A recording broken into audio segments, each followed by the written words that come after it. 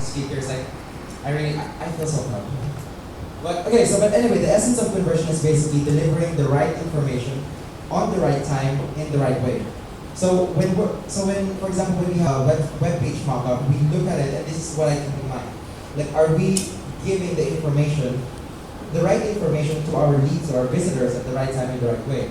And what do I mean by that? Have you guys ever done Google search? Yeah, everyone does it. Nobody? No. Nobody's heard about Google? Bing. So Bing. okay, so basically, when you do a Google search, you'll have a list of search results, and what people usually do is you open multiple tabs, right? At least for tech, you sign out at search again, and you open everything on new tabs, and then you go through each page, and then you see if that page is actually going to give you the information you're looking for, right? And for us who have ADD, we'd probably give that web page 5-6 seconds to get our attention. If it's not, some people don't even open their web pages. They just look at the results, look at the description, and say, this is not relevant to me. So conversion optimization basically is that how do we make sure for what we're trying to offer is we communicate to them that, okay, we can offer you the answer. Our web page can offer you the answer that you're looking for. And the reason why the right timing is also important is because sometimes we don't actually search and try to buy, right? Sometimes, mostly we just want free information. So if you are running an e-commerce website, it's also important that when you present information, you don't tell them that you're offering something in the end. So you want to give them the right information at the right time. So when we're reviewing all of the websites, the first thing that we look for is the headline. So that's the most important thing. Did you know that even removing a distracting image on headline can boost your conversions? Having an image that's not really related to your headline can discourage people, because again, there's so much information on the web. Sometimes a user will feel, will this web page give me the information that I need, or will another website give me better information? So this is like the essence that we're trying to. This is the essence basically of conversions, and this is not an exact science.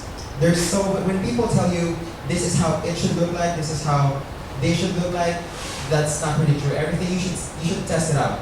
You should test it out on who your audience is and how they would respond to how you design your website.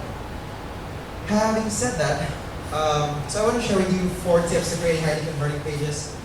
It was 5 tips earlier, but I realized I might go overboard. So the other one is kind of long, so I just scratch that. 4 tips. So the first thing is that understanding the human brain. So there are companies, I've met some companies who, in their marketing team, they have neurobiologists. I was talking to these people, and they said, meet our neurobiologist, he has an IQ of 200. Okay. Okay. So, having said that, understanding the human brain, what do you see? Don't answer. Don't share it with people, just what do you see? And I'm sure you guys have seen this picture, especially if you're a night guy, but what do you see in this picture? Some people will see that there is a couple making couples. What? But they said that if children look at this picture who are not aware of the concept of coupling, basically, they will see dolphins. Who saw the dolphins? I don't believe you. So that's how the mind works. Some people, because of how your brain works, you will see the big image, but some people will catch the details. Some would notice that there's a Pokeball.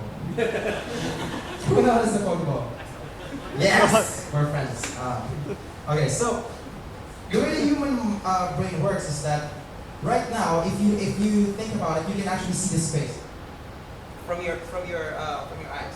You can see this much, but you don't actually see everything. Like your eyes has an autofocus, right? So in web pages, when you're designing web pages, you have to take that into consideration. That's why when you design something or when you put elements there, you have to make sure that the way you design it, you take this into consideration, that the eyes will choose which element it will focus on. So how does the human brain identify details? Are you guys familiar with the 4Fs? I think you are. So first, so the way the human brain works, and this is through evolution. So this is not something that we just adapted a few decades ago. This is something that's imprinted into every human's DNA. And the way it works is that when the brain sees something, it asks itself this first question. So what's the first F? Food. Or feed. Is this something that I can eat? So that's the first thing. It's imprinted in your DNA. When you look at something, your brain automatically thinks, can I eat this? So when you go here, you're introducing yourself, can I eat this? These are actually two Fs. Who can think of the first F? Fish. Yeah. Fish is friends, not food. Nemo. But so the other thing is that when you see something, your brain asks you to do things. So can I eat it? No. Do I have to fight it? So when you look at a shark, you said, oh, I have to fight it. Oh, but it's smiling and it has a lot of teeth. So the other F is Fin. flight. Fin. It's fleeing. So that is those are three other things that you have to met. This is my first webcam event, so I didn't know if I could use like a raunchy picture, but what do you think is the fourth F? What? Fornication. Or more vulgar words? But fornication, yeah, definitely. So can I mate with this? Is this a potential mate? Now, you might not know it, but that is when these are certain things that the mind actually have to overcome before they pay attention to your website. So even these kind of things, it will focus on these four things. If you put an element that is kind of like this on your website, these elements are likely to catch your audience attention. So for example, if you're an e-commerce website, avoid putting naked women in your banner. Why? Because you're not a person. Anyway, so what does this mean for your website? What does this mean for your website? When you're trying to design a web page, you have to remember that people are lazy. The first thing is that make everything simple. If you put an element or maybe even your headline is something that triggers an emotion to a person that they say, okay, you know what? I think I will fight this message, which means it's something that they don't resonate with. Or they would say, okay, this is not relevant to me, I'm just gonna go, I'm just gonna fly. So you should, when you're designing your layout, you have to keep it very simple. The next thing is that do not make your visitors think. Tell them what to do. The first thing that people ask themselves when they're on a web page is, what can I do on this website? So that's what they're trying to do when they're scrolling. What can I do on this web page? So it is your job when you're designing the web page to make sure that it is dumb enough for anybody to just go there and understand what they can do on your web page. And lastly, make them feel. So these the 4 Fs that I was telling you about, it's something that is inherently coded. It's hard coded. I'm sure you appreciate the word. It's hard coded into your DNA, and that's something that you have to overcome. So only after they overcome those 4 Fs will they connect with your website. Will they say, okay, I think I like this website. I think I like what your message is. So only after they overcome that will they consider transacting with you. Any questions? Next tip is persuasion elements. This is actually I tried to summarize this a little simpler than what it is, but are you guys familiar with Robert Cialdini's influences? Yes. That book? So basically, it's basically like that. How do you add certain elements on your web page to persuade people? And some of these are very obvious. Some of them are quite subtle. So let me ask you this: have you guys heard this quote? Yeah. Every great story begins with an idea. Who has heard of this? You heard of it? By Steve Jobs? Mm. That's funny because I just invented that quote this morning. But if I attribute it to someone like Steve Jobs, you're like, yeah, I've heard it. I've heard that. But no, not really. But again, that's persuasive framework. I just put someone who techies aspire to be, and they're like, yeah, that's right, that's brilliant. Right? It's amazing. So persuasive framework. So what are these persuasive elements? Scarcity, trust, what I did there was authority. So don't believe everything you read on web pages or on the internet. You guys know better than that. But so reality infusion, what did this mean? I don't want to go over this because there are a lot of them, but basically when you're designing web pages, you have to make sure that you're using certain elements to convince people that one, they can trust you, or maybe this offer is going to end really quickly. This is a little bit convoluted because there's so much that I want to say on this topic, but I'm just going to give you, what does this mean for your website? What does persuasive elements mean to your website? So for example, you should add Facebook fan page. What does that add? One, it's social proof. Two, when you actually see people's faces, you would say it's a legit website. Comments. Some people, there might be some negative comments, but if your website is actually doing its job, your loyal brand followers will defend your own brand. Testimonials, timers is if you have that's why Groupon works really well. You would see that for example, AirAsia, who here travels with AirAsia, they have promos every Friday. Why? They would always say it's a fabulous fly day every Friday, but and you can only travel at this time frame. They're creating a sense of urgency in you, but that promo happens every week. But they say, okay, you can only travel this time. Or they would say, okay, there's a promo running from today until next week, and you can travel for next year. And some people will feel like, you know what, this deal is really good. Even though it's for next year, because there's a sense of urgency there. Some people buy it. Company phone numbers, it's really, really important. Things like company phone numbers, company address, real photos. So I know that a lot of designers are fond of using stock photos or like really, really gorgeous vector images.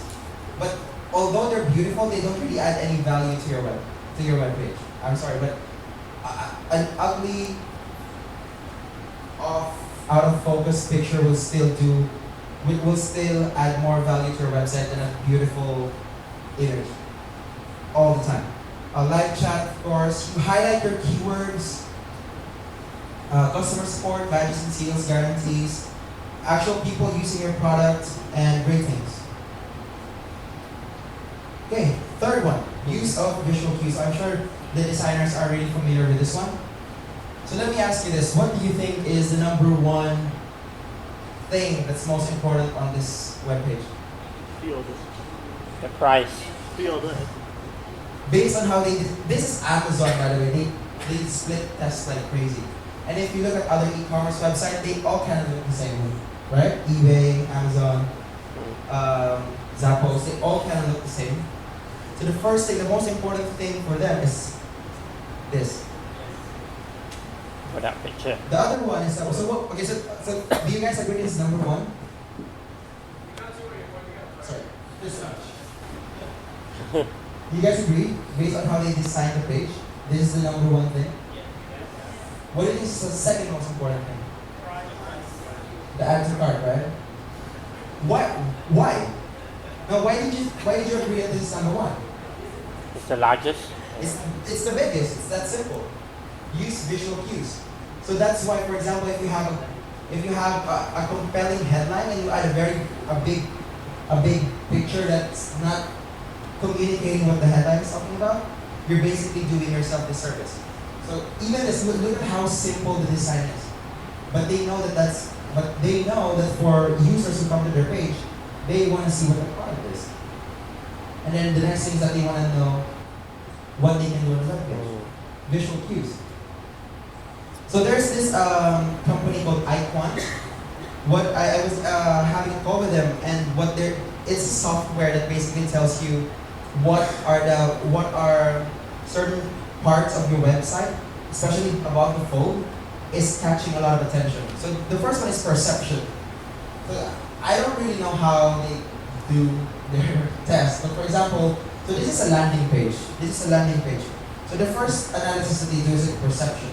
What is the first thing that you perceive? Second one is after you have a perception, where is your attention focused to? So they also kind of like run an eye tracking tool. And if you notice, it's these two things. The headline, because these are bold, and bolded words on the headline. And hotspots, kind of the same thing. If you notice the hotspots, the attention, and the perception, they all kind of tell us the same thing. But the sad part for us is that none of these 3 tests that they ran actually highlighted the call to action. The call to action. So things like this, if you actually have other people look at your website, you would notice that. Can you imagine if you're trying to look for a web page and then you have 3 different websites? Because it's not just going to be us who people will be opening with. And then they don't actually see what they can do on the web page. Then we might already lose it. It's done. R2D2 says. You guys still want to continue? Yeah. I'll rush through this. That's fine. Okay, so what does this mean for your website? Use active and passive colors. What does this mean? What is the best color for add to cart button? Yellow. But actually it's not about the color. Don't believe when they say yellow is the best. It's about the contrast that you create. Because not a lot of websites has yellow on them. Why? Because yellow hurts your eyes. So of course, I know designers already know this, but white space is good. But a lot of marketers don't believe this. So why Canvas saying that, okay, this is not important, this is important, because the white space is basically pointing to whichever person looking directly at you. Some people say, oh, it establishes trust.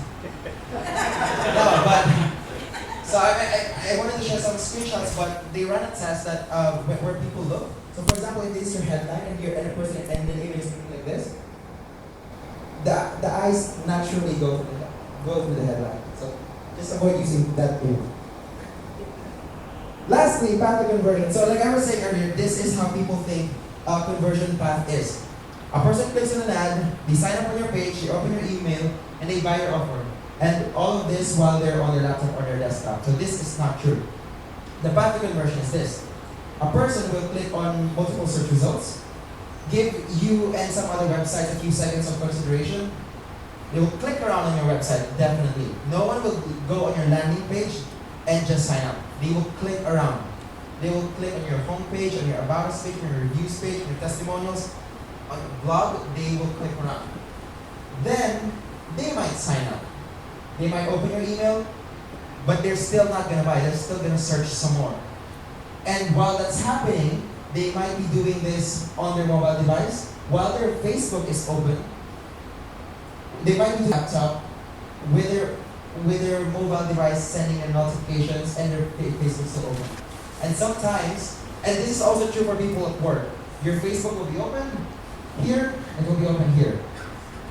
So this is actually the experience that people go through when they're doing research. So what does this mean for designers and marketers and people who run websites? First thing is that you have to have social media presence. When people are actually searching for you and they land on your page, you should target them on Facebook as well. So for example, if they're looking to buy something, and then you can target them on Facebook with a discount on what you're trying to offer, then it's basically you're everywhere for them. Second thing is that brand management goes beyond your website. Like I said, they might sign up with you, they might transact with you, but after all of that has been said and done, you will still do a lot of search. And if there are bad reviews for you, or like if there are better competitors, then you would lose a transaction. Have mobile versions of your website, not responsive. I have heard a lot of people say this, not responsive. At first I didn't really understand why, but remember all the psychological tips that I shared with you guys? If a website is responsive, it will screw up the essence of conversion, which is, are you delivering the right information in the right time, in the right way? So you have to decide how they should look like on mobile, and not just rely on it. Oh, it's fine. It's rearranging itself. So never ever responsive. Have a mobile version of your website. Fourth is that have mobile strategy to improve user experience. So remember, like I said, the path to conversion. they're on their mobile, they're on their Facebook.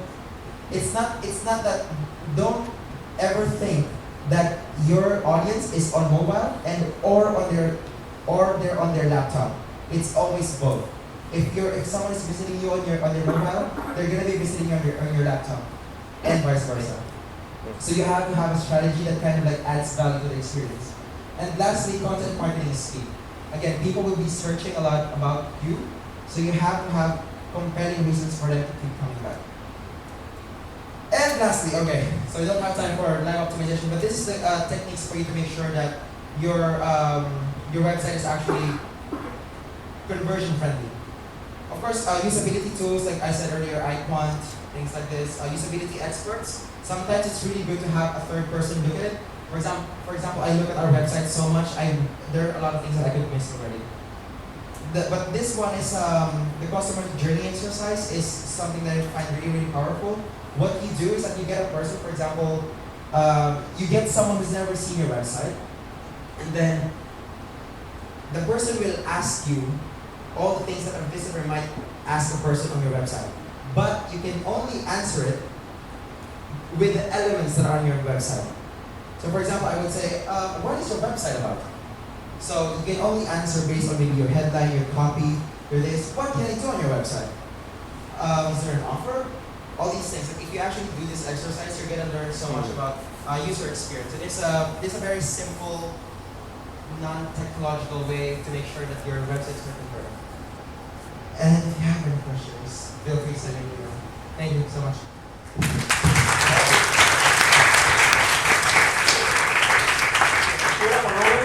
I know it's quite challenging because it's still 1 year or 2 years of experience in meeting.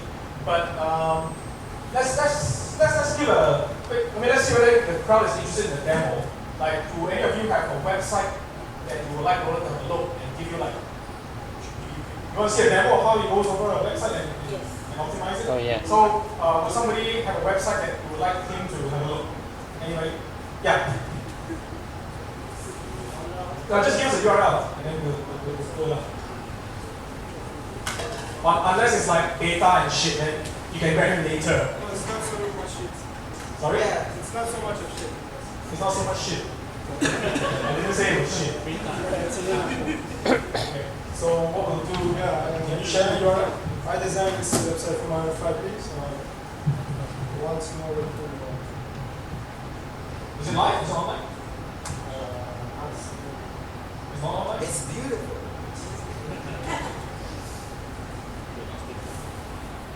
It's a voice. Oh my god. Why is this? Oh, you can do that? Oh, so it's not live yet. It's a business website. Okay, let's take a live website. I mean, if you want, you can check it in later. Yeah, we can chat about Yeah, let's take something that's already live and doing something. Yeah, okay. So Anyone can give it no a worries. Yeah. Go to campaign.customing.com. Campaign, Campaign, yep, .customing. custom name, INK. custom name. Yep, .com. I send it there. It's gonna do his magic thing. Okay. Okay, so what do you guys think? Uh-huh. This is a homepage or a landing page? It's a, it will be a homepage. It will be the homepage. Oh, it looks like a landing page. It's a landing page, right? Yeah, it looks like a landing page. The button's so big. So what do you guys Some think? call to action in the Let's middle go there. first with the headline. What do you guys I think? want to press T. Does it tell you what the website is about? Another thing that I kind of noticed, you guys can see a little bit here, but remember I was saying that people will be clicking around. So for me, for example, like your campaign, start a campaign, maybe you might want to consider adding more tabs there that will educate people what this is about. Right. I don't want to comment on the copy because we don't have time, but for example, call to action as well. Start a campaign would be. It's always good to have an actual like an actual action. Say click here to start a campaign. I really like the picture ready for your concept. See, it's very readable, and they're not really distracting me from. They're really not distracting me. But my problem with it is that I feel like is this a construction website? No. Volunteer website. It's website. Okay, so at least those are the first things that you guys kind of ask, right? Like, okay, they're wearing hard hats. What could this mean? And since they're all happy and wearing the same shirts, yeah, it's not gonna be a construction site. They look kind of like volunteers, so I guess that's what you guys are trying to do. What? Mhm. What do you mean by The bottom kind of blends with the picture, I guess. It's not that obvious.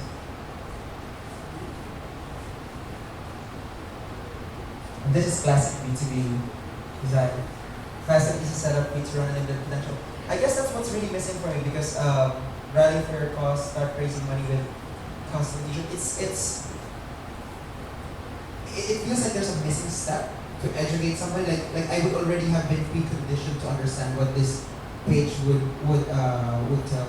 Like if you can add some like a little bit more description to it, would be good. Or the explain.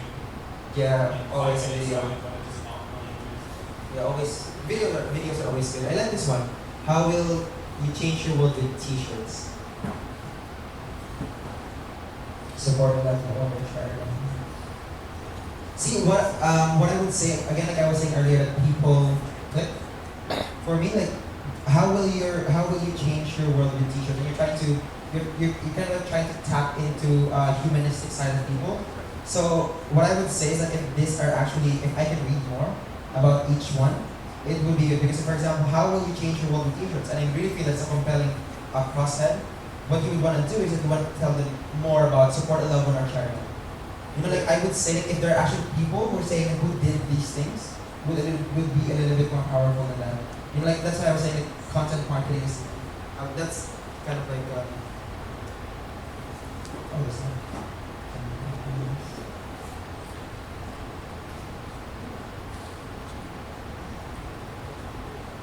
I would have a more powerful heading in terms of things like this.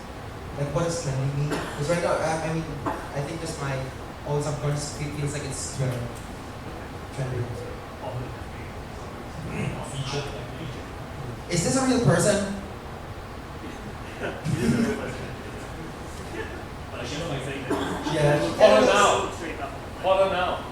Let's try. But I actually love because if you guys will notice, she is looking at here. She's doing this. It's just not obvious that she's doing that. That's yeah, spread the word. See here, you have 869 likes. It's already quite good. Like I would make it more visible. I guess. I would put those social proof up here. Up there, yeah. You know, always. Inside the Anyone phone else? number. One more? Yeah, one more. Yep. Yeah, the page. Yeah. It's hijab. Hijab. Yeah. 2. The number 2. Yeah. Go. Yeah. What's to go? I'm afraid of giving comments. Oh.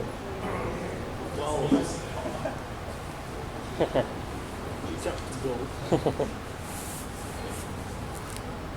This is actually good because I spent a couple hours talking to some e-commerce experts. What I would say here, for example, is like customization. Because if you think about this is at least good for e-commerce websites that have a lot of different offers. Like for me, what's missing is that where can I find a certain type of hijab? So you only have search. So what would I put in the search? Would I put the color? Would I put the size? Would I put the style? For example, like I don't know anything about hijabs. I don't know what to search, but that would be something that's here. Oh, there's some categories here. If you would notice e-commerce website, they would have categories. They would have categories here. They would have categories here. They would have categories here. That I don't know if you've noticed that, but that's actually something that's proven that you want. Because the key with e-commerce stores is that I already know what I want to buy. I already want to buy a hijab. I just want to find the right one for me. So like finding the right one is that your key concern. You don't need to sell them anything anymore. They already know they want to buy. They just want to find the one that's really, really good for them. If I click on a picture with it, Whoa. fire that. That's what it is. That's what they're here. They're looking for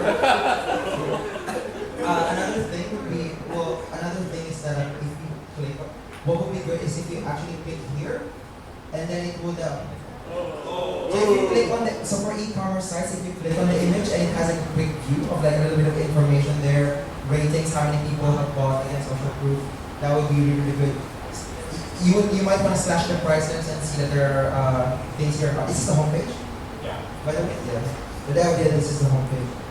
For e-commerce site, it's always good to have a main product that you're highlighting, the featured product. So it has an offer. It increases scarcity. It's always hard to have that. Just right now, it feels kind of like Tumblr, where it's just like you should tell me which one I should buy.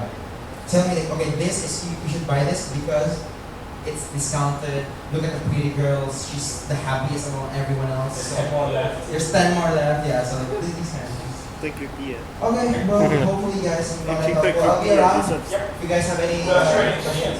Oh, yeah, Yeah, you can hang it up. Oh, I like Okay. Okay. You're up for a vote.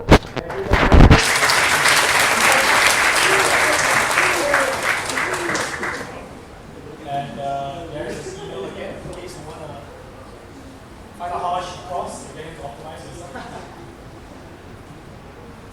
He's not cheap, right?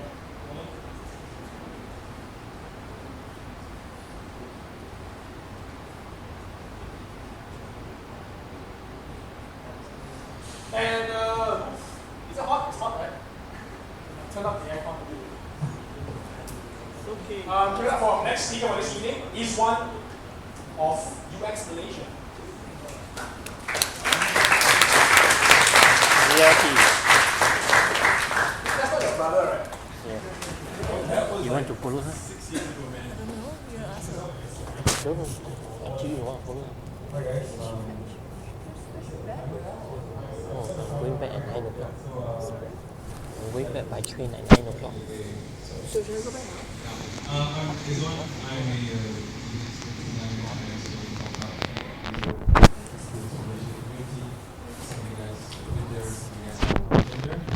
So, I'm just going to dive into it because I think I'm like, so let's talk next. Let's talk about you and me. Let's talk about us, the users. How do we perceive things? So, well, this is where I work. I work at Yale's called Sullivan and also founding at Advice now UX. I'll dive in a bit more later on. So I love UX. It's pretty obvious. One found me is street begging and everyone about user experience. So this is the main thing right now. What's going on in Malaysia is everybody's saying that I'm looking for UI UX. Do you know where now to find this UI UX? Well, just to break the news, you guys, there's no such thing. And the silence continues. But this is it, you know? Well, what do I mean by this? What do you mean by this UI UX? There's like tons of companies going out there, so like, I want UI UX. I paid for UI UX for me and share this talk to you guys. So, this is it, you know? UI is not part of the iceberg, and the rest of it is user experience. So you can, design it nicely, make it look great, nice colors, flat. It's an in thing now. Do whatever you need to do. But if you don't understand what's going on underneath, how are you going to make the product? So let's just embrace the hugeness, the massiveness of this iceberg, and then we'll dive into it. So here's how it's going to happen. It's like, I'm going to tell you 5 things that we should know about user experience. Well, it's actually 10 things, but I don't have that much time, and so I'm going to share 5. So, here we go. So I'm going to start off with UX does not equal to perfect. What do you mean? I hired this guy, I paid him like tons of money, and he's doing one things, and I call him user experience designer.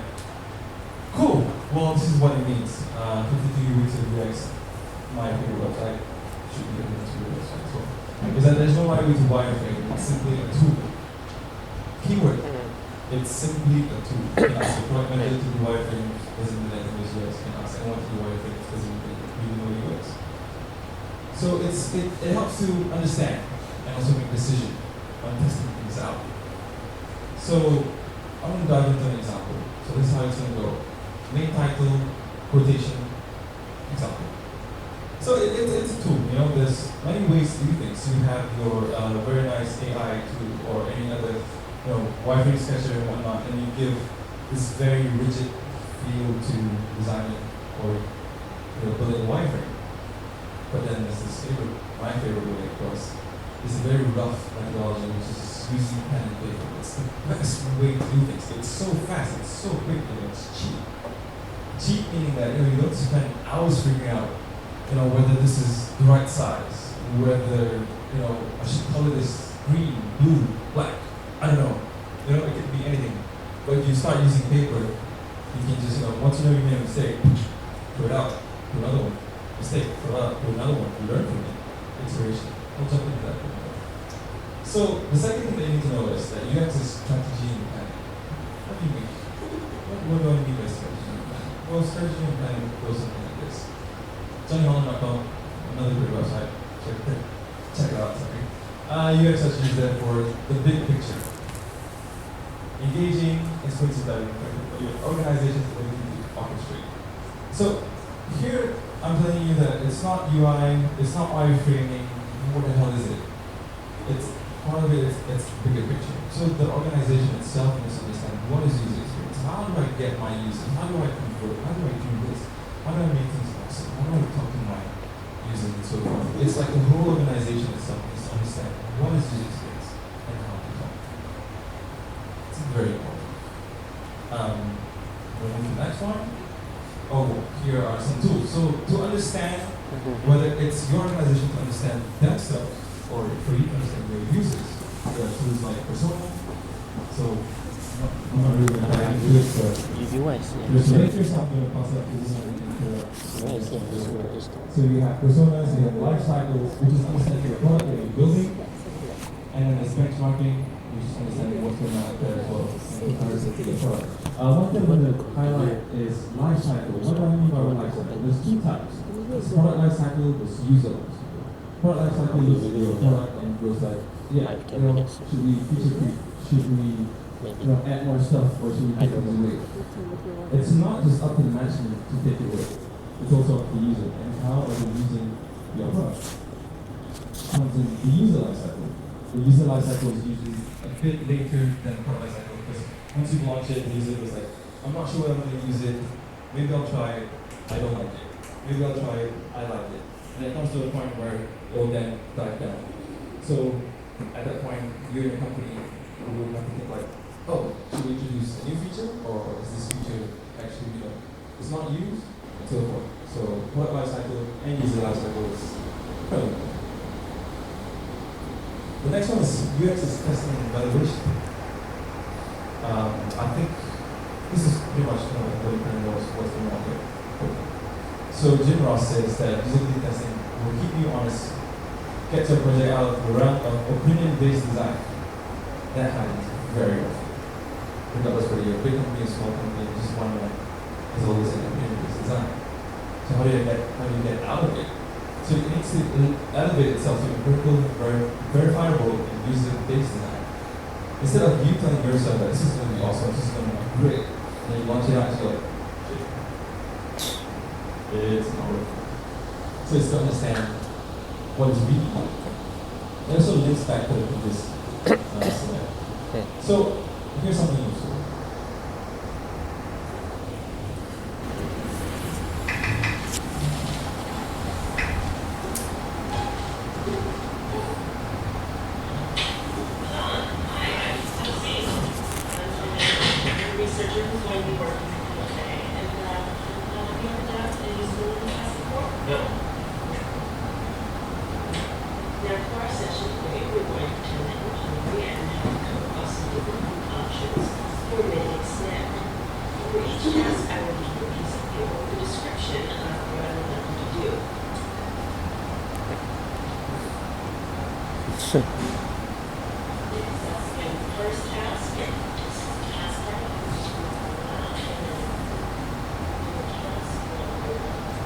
Show me how you eat this.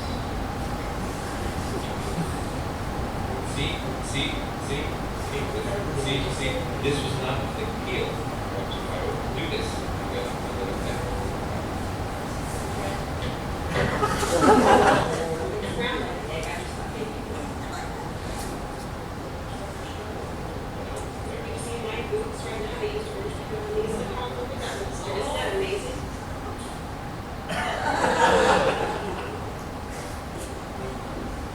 Press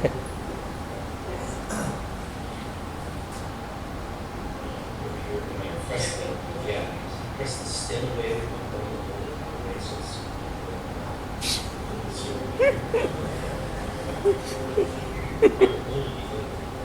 The websites are fruits. Apple's a little bit longer. And I don't always have to know, but sometimes it's nice to know.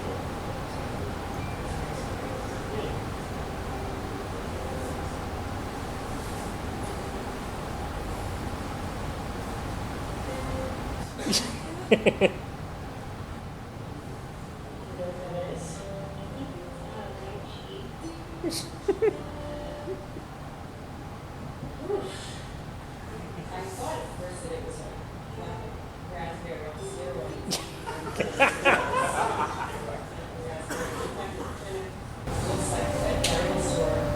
I imagine a dinosaur scene there.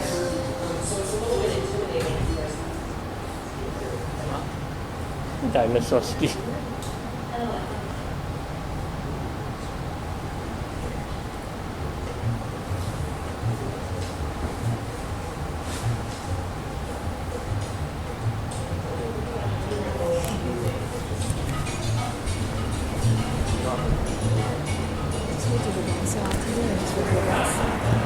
Downstairs, downstairs, rush. Just ask me out. Stay safe. Let me know when you get back.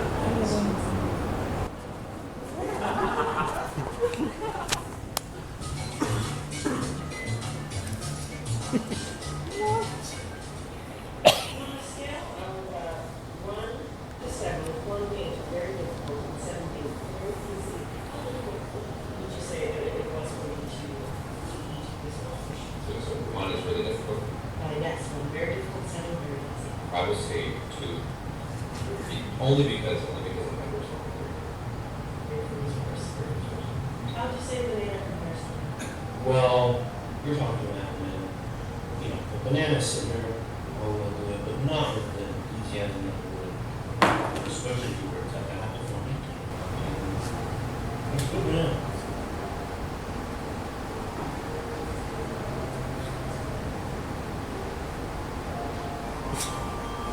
So Blink is a company that does usability testing, and they kind of make UX, so they do cool stuff. So what I was going to share with you guys with this video is that these guys are trying protocols of how you do usability testing, but also how you can then manage expectations. So you're talking to real users, and they will act how they will, put them in a complex situation, be friends with them, and they will tell you the truth. And how they you to get that data and how to improve it. So usability testing is an essential part of users. Now moving forward, UX is consideration. This is, I think, one of the biggest key. So Paul Webcamp says, great design strategy is much about saying no.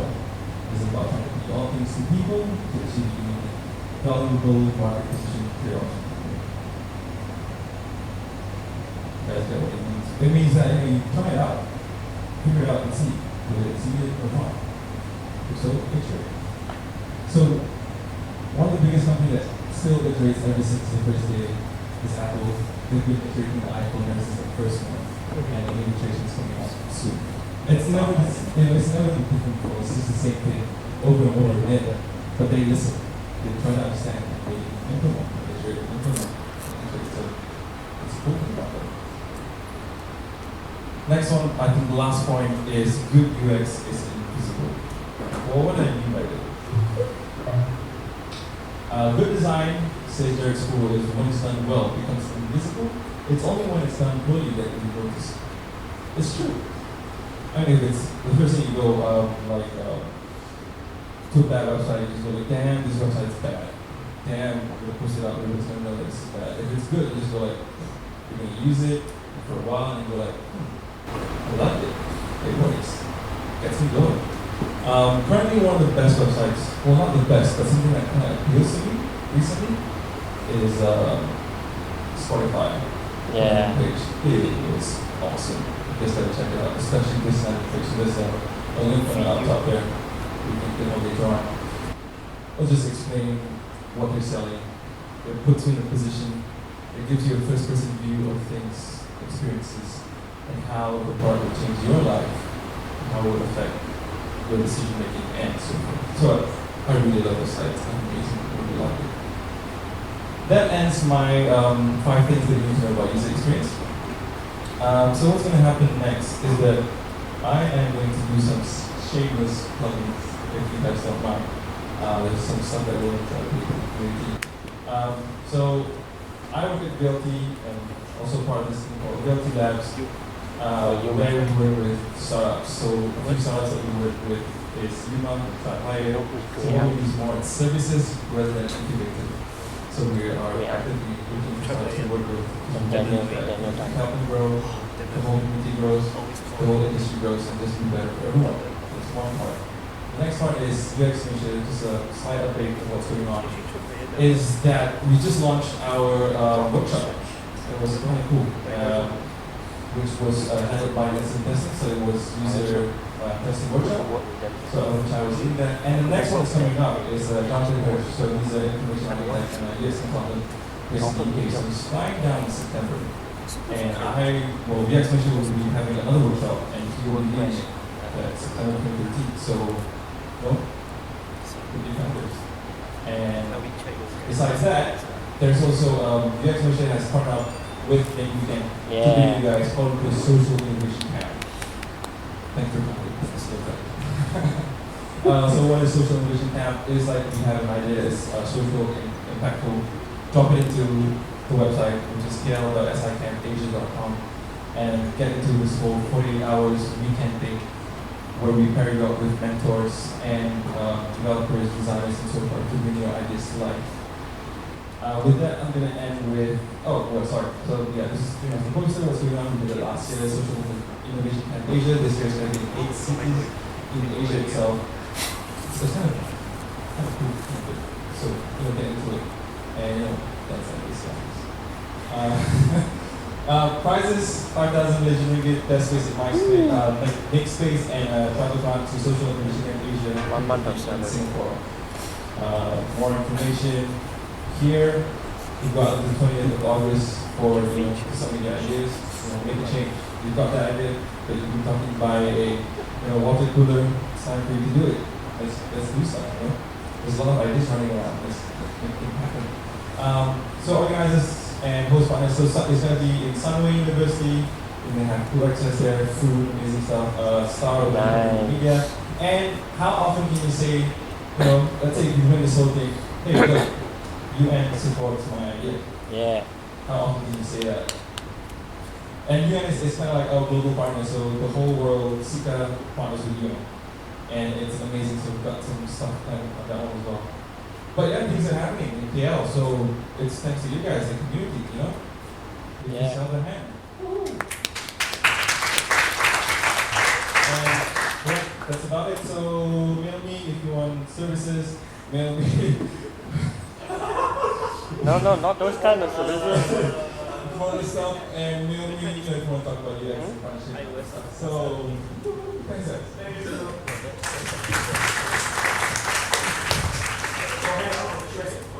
For great experiences, email this one. Yeah.